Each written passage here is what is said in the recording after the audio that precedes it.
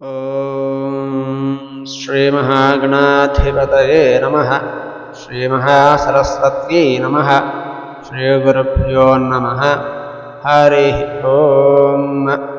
వాగర్థావివ సంపృక్తౌ వాగర్థ ప్రతిపత్తయే జగతః పితరౌ వందే పార్వతీ పరమేశ్వరౌ.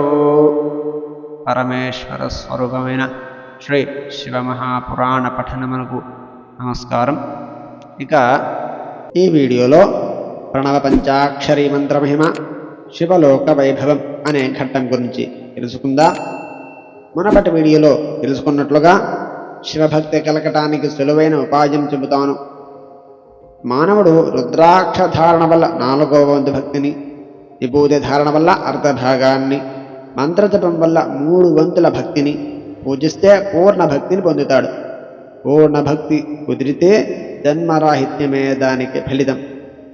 సూతుణ్ణి మహర్షులు ఓంకార మహిమ గురించి, 6 లింగముల మహిమ గురించి, శివభక్తుని పూజించే క్రమాన్ని వివరించవలసిందిగా కోరారు. సూతు మహర్షి ఇలా చెబుతున్నాడు: మహర్షులారా, శివుని కృపతో మీకు సమాధానం చెబుతున్నాను, వినండి. అందరి రక్షణ భారాన్ని ఆయనే స్వీకరిస్తాడు కనుక. ప్రకృతి నుండి పుట్టిన సంసారం అనే మహాసముద్రానికి ప్రహ అని పేరు. దానిని దాటించే నావ కనుక ఓంకారానికి ప్రణవం అని పేరు వచ్చింది. ప్రణవం అంటే అర్థం ప్రహ ప్రపంచము, నా లేదు, వహ మీకు. ఈ అర్థాన్ని బట్టి కూడా ఓంకారానికి ప్రణవం అనే పేరు వచ్చినది. మాయాతీతుడు, శుద్ధ చైతన్య స్వరూపుడు అయిన పరమాత్మకు నూతనుడు అనే పేరు. సాధకుడైన వానిని నూతనముగా చేస్తుంది కనుక ఓంకారానికి ప్రణవమని పేరు. ప్రణవం స్థూల సూక్ష్మ భేదం చేత 2 రకాలుగా ఉంటుంది. ఓం అనే ఏకాక్షరానికి సూక్ష్మ ప్రణవమని, పంచాక్షరికి స్థూల ప్రణవమని పేరు. సూక్ష్మ ప్రణవంలో అవ్యక్తంగా ఉన్న పంచవర్ణాలు స్థూల ప్రణవంలో సువ్యక్తమవుతాయి. అనగా సూక్ష్మ ప్రణవంలో కలిసి ఉన్నటువంటి పంచవర్ణాలు స్థూల ప్రణవంలో విడిగా ఉంటాయి. జీవన్ముక్తుడైన జ్ఞాని సర్వమంత్రసారమైన సూక్ష్మ ప్రణవాన్ని, ప్రణవ ప్రతిపాద్యమైన పరమాత్మను ధ్యానిస్తూ దేహపతన అనంతరం వరకు జపించాలి. అట్టా ధ్యానించిన వ్యక్తి శివుడిలో లయమవుతాడు అని చెప్పబడుతున్నది. అలాగే అర్థసంధానం లేకుండా కేవలం మంత్రజపాన్ని చేసిన వ్యక్తి యోగి అవుతాడు. అనగా మంత్రం గురించి అర్థం తెలియకపోయినా ఆ మంత్రాన్ని జపించిన వ్యక్తి యోగి అవుతాడు. సూక్ష్మ ప్రణవం తిరిగి హ్రస్వం, దీర్ఘం అని 2 విధాలుగా ఉంటుంది. బిందువు, నాదం, శబ్దం, కాలం, కళ వీటితో కూడినది దీర్ఘ ప్రణవం. ఇది హృదయంలో మాత్రమే ఉంటుంది. అకార, ఉకార, మకారాలతో కూడినది హ్రస్వ ప్రణవం. అకారము అనగా శివుడు, ఉకారము అనగా శక్తి, మకారము అనగా శివశక్తుల ఐక్యము. సర్వపాపక్షయాన్ని కోరే సాధకుడు ఈ దృష్టితో అనగా శివుడిని, శక్తిని, శివశక్తిని ఐక్యం చేసుకొని ఓంకార మంత్రాన్ని జపించాలి.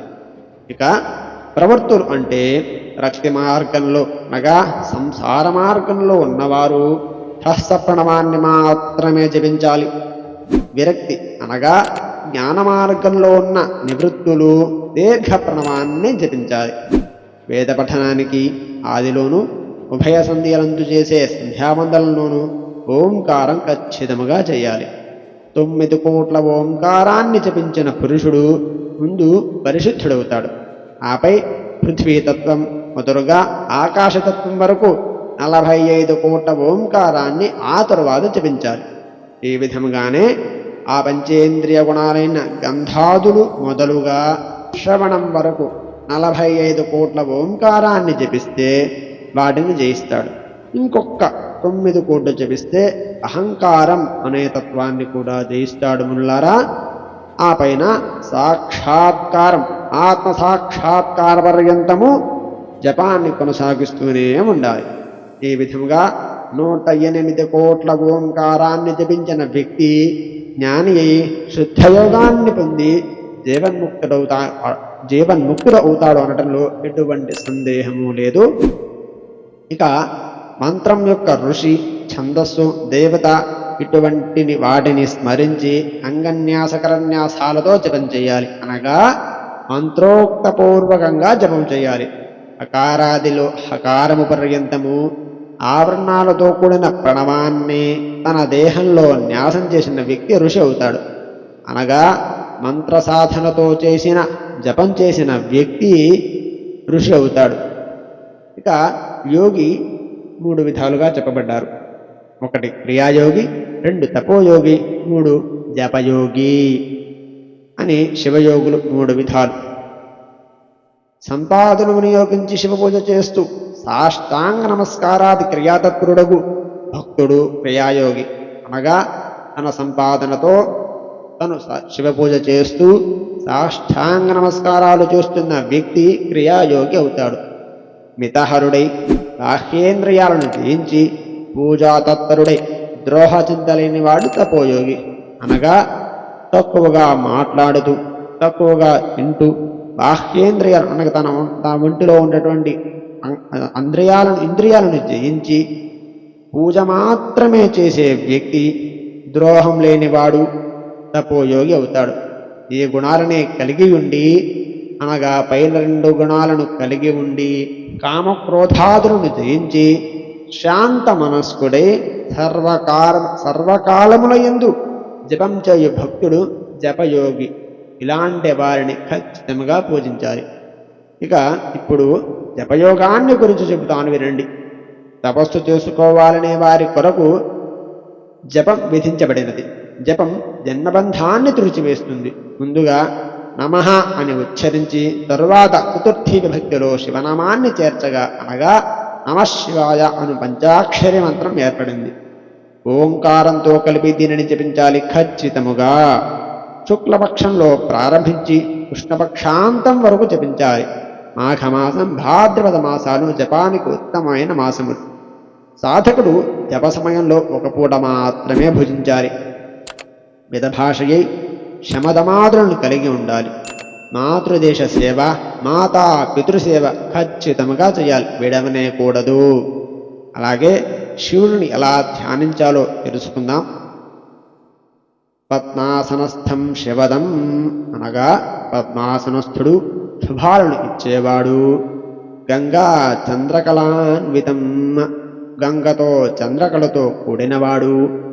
వామేరశ్చ వామాంకమందు శక్తితో కూడినవాడు. విరజాంతం మహాగణైః ప్రమథగణ పరివేష్టితుడు. మృగటంకం ధరం దేవం మృగధరుడు త్రిశూలధరుడు. వరదాభయపాణికం హస్తములయందు వరద అభయముద్రను ధరించినవాడు. సదానుగ్రహకర్తారం సదాశివమనుస్మరన్ అనుగ్రహ స్వరూపుడైన సదాశివుడిని నేను స్మరిస్తున్నాను అని స్మరించాలి.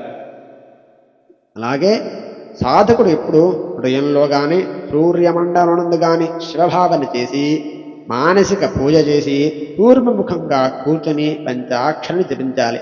ఆపై జపం పూర్తి అయిన తర్వాత కృష్ణపక్ష చతుర్దశి నాడు 12,000 పంచాక్షరిని జపించి శివభక్తులైన బ్రాహ్మణ శ్రేష్ఠులను అనగా భార్యతో కూడుకున్న బ్రాహ్మణులను వరించి అనగా తీసుకువచ్చి వారి యందు ఈశాన తత్పురుష అఘోర వామదేవ సద్యోజాత రూపాలను భావన చేసి పూజించాలి.